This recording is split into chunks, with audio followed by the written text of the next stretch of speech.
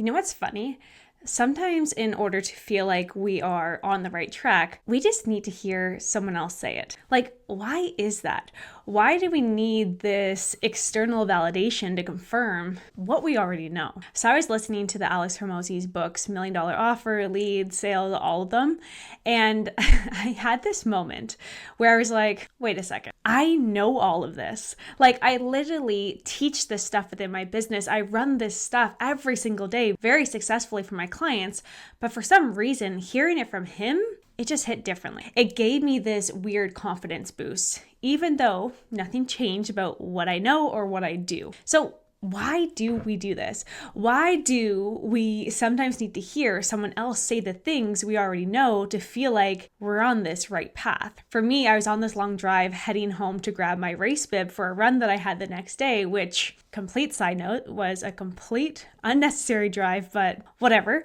Story for another time. But I had this moment of reflection where I just started to ask myself, why did I need this validation? I mean, I've been running my business for over 9 years now. I know that I do good work. My clients, they get incredible results without boosting myself. But I have these clients who have been with me since day one, like literally have been with me for 9 years. Some have even left to test the waters elsewhere, and they come back because they realize, yeah, I was getting them some pretty dang good results. So it's not like I doubt my ability, and yet hearing it from someone else saying what I already knew just made me feel validated. And I realized this is just part of being an entrepreneur. So when you are so deep in your own business and you don't always stop to reflect, you're doing the work, you're grinding, you're constantly pushing forward. And after years of doing something, you might start to wonder, hey, like, is this still the right method? It's not that you don't believe in what you do. It's just that you don't get many moments to take a step back and to compare, to see what others are doing, to recognize your own growth, I could say. And that's why sometimes listening to a book or a podcast or even just a random comment from someone else can hit so dang hard. It's like a little reality check that says, oh wait, yeah, I actually do know my stuff. Now, I want to talk about this a little bit more with you because there definitely are pros and cons to staying in your own lane. On the plus side, you are not getting distracted by what everyone else is doing, which is going to help you focus, is going to help you refine your expertise. You're also not just constantly comparing yourself, which can keep that imposter syndrome kind of just staying away in the closet.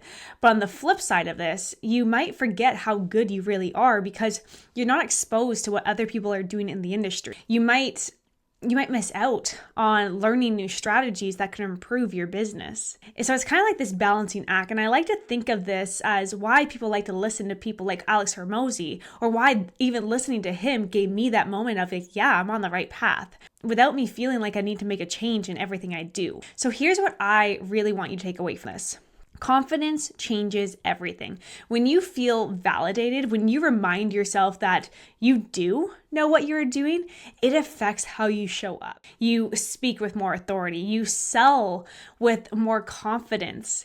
You attract more clients because people trust someone who owns their expertise. So if you're feeling like you need a confidence boost, go listen to someone who inspires you, not to compare, but to remind yourself how much you already know. But also, don't always rely on external validation, okay? Do something that is going to constantly remind you how freaking awesome you really are. So here's something that I started doing personally. I have a wins list. So every time a client gets an amazing result, I actually start to document it.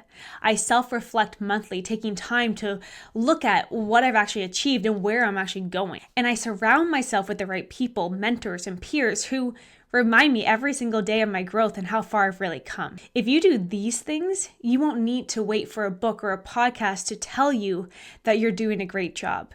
You'll already know. So if this has resonated with you, I want you to do me a favor. Can you please screenshot this episode, share it on your stories on social media, and tag me at Lisa Ann Coaching?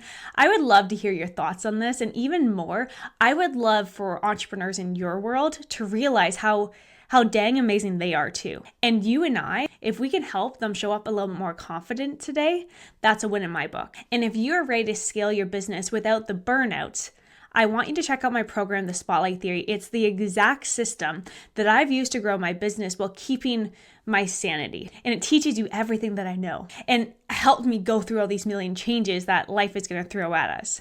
So I'll link that in the description for you, or go to the spotlighttheory.lisaann.ca.